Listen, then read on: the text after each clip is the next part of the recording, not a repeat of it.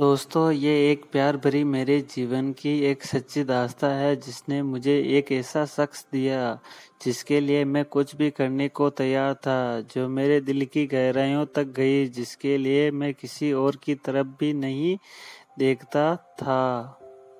मैं एक लड़के से बहुत प्यार करता हूँ। वह उसी कॉलेज की स्टूडेंट थी जहाँ मेरे पापा पढ़ाते थे। यूँ तो मैंने उसे कई बार देखा था, लेकिन एक बार वह मेरे सपनों में आकर कुछ ऐसी यादें दे गई कि आज भी मैं उसी सपने में जीना चाहता हूँ। लेकिन मैंने इस बात पर बिल्कुल ध्यान नहीं दिया, क्योंकि मुझे ये इश्क विश्क की बातें बड़ी ही अजीब लगती है। मैंने यह कभी नहीं सोचा कि आने वाले दिनों में मैं उसे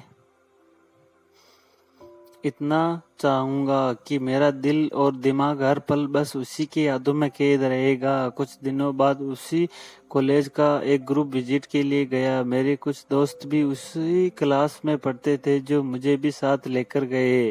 पहले तो मैंने बहुत मना किया, लेकिन जैसे ही मुझे पता चला कि वह भी वहां आ रही है तो मैं तुरंत तैयार हो गया। उन आने वाले दिनों ने मेरी सारी जिंदगी बदल कर रख दी। हम दोनों पूरे टूर में साथ साथ रहे और बहुत मौज मस्ती भी की, जिसे वह आज भी नहीं भुला पाई। उसके बाद मैंने उससे कई बार फोन पर बात करने की कोशिश की। कुछ ही दिनों बाद वैलेंटाइन डे आया। मैं इस मौके को गंवाना नहीं चाहता था, क्योंकि मैंने अपने कई दोस्तों को तड़पते देखा है। वे अक्सर यही कहा करते थे कि काश मैं भी कभी कह पाता, लेकिन मैं कभी काश नहीं कहना चाहता था।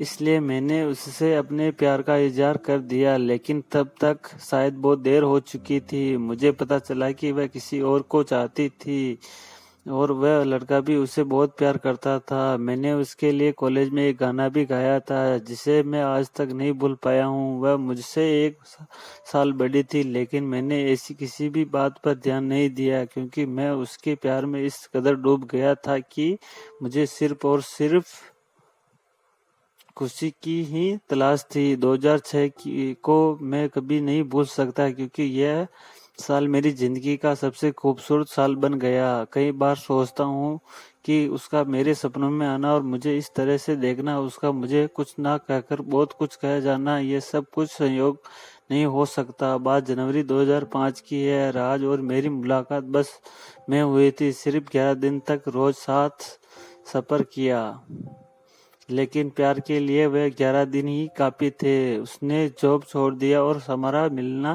केवल 5 मिनट ही हो पाता था, लेकिन मोबाइल काम आया और हम एक दूसरे के टच में रहे। बाद में मैंने अपनी मम्मी को भी बता दिया और हमारे रिश्ते के लिए वह राजी भी हो गए, लेकिन शायद हमारे नसीब में ही कुछ और था।